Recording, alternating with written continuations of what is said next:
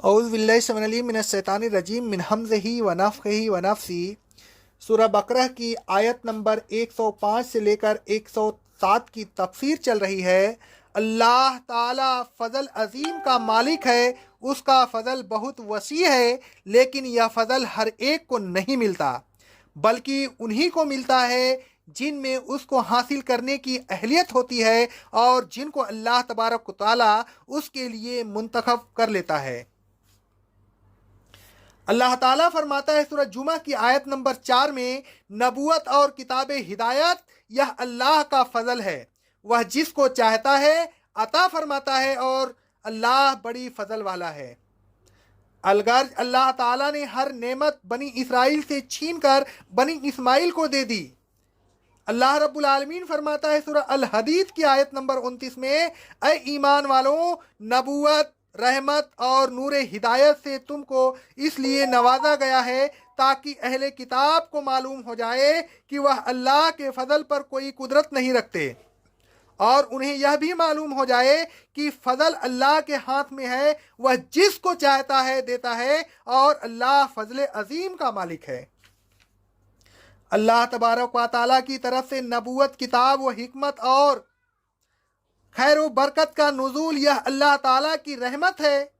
مزید برآں کسی خاص حکم کو کسی خاص وقت تک کے لیے نافذ کرنا اور پھر اس حکم کو منسوخ فرما کر اسی جیسا دوسرا حکم نافذ کر دینا یا اس سے بہتر حکم نافذ کر دینا، یہ بھی اللہ تبارک و تعالیٰ کی بڑی رحمت ہے۔ اللہ تعالیٰ کسی پر تنگی نہیں ڈالتا، کسی کو تکلیف مالا یا طاق میں مبتلا نہیں کرتا، انسانوں کی فطرت کا لحاظ کرتا ہے، احکام کا نزول تبریز کرتا ہے تاکہ لوگ پابندی کے عادی ہو جائیں۔ کہیں ایسا نہ ہو کہ احکام کی شدت اور سخت پابندیوں کی وجہ سے وہ ان احکام سے بیزار ہو جائیں اور ان کا انکار کر بیٹھیں۔ مثلا شراب اور جوئے کی حرمت کا تدریج نزول اسی حکمت پر مبنی ہے۔ فوراً شراب کو حرام نہیں کیا گیا، بلکہ ابتدا میں صرف اس کی برائی بیان کر کے چھوڑ دیا گیا۔ اللہ رب العالمین فرماتا ہے سورہ بقرہ کی آیت نمبر 219 میں، شراب اور جوئے کا نقصان ان کے فائدے سے کہیں زیادہ ہے۔ گویا اس آیت میں اللہ تبارک و تعالیٰ نے شراب اور جوئے کے جواز کو برقرار رکھا۔ یہ برقرار رکھنا اس وقت کے لحاظ سے بالکل مناسب تھا اور فطرت انسانی کے لحاظ سے اس زمانے میں اسی میں بہتری تھی، ورنہ اندیشہ تھا کہ وہ ایمان لا کر پھر کہیں کفر نہ اختیار کر لیں۔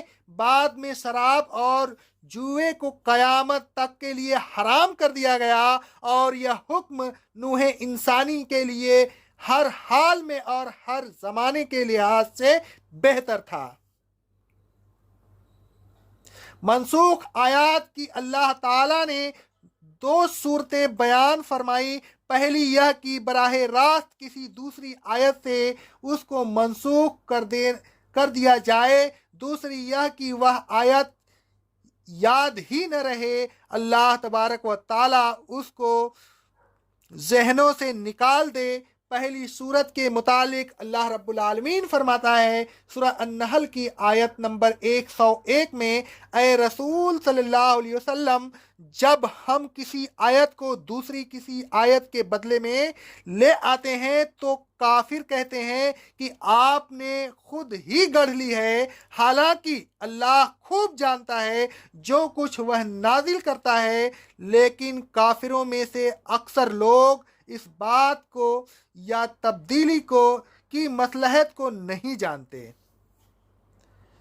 اللہ رب العالمین فرماتا ہے سورہ سبح اسم ربک الاعلیٰ کی آیت نمبر 6 اور 7 میں، اے رسول صلی اللہ علیہ وسلم، ہم آپ کو پڑھائیں گے، لہذا آپ کبھی نہ بھولیں گے سوائے اس کے جو اللہ ہی بھلا دینا چاہے۔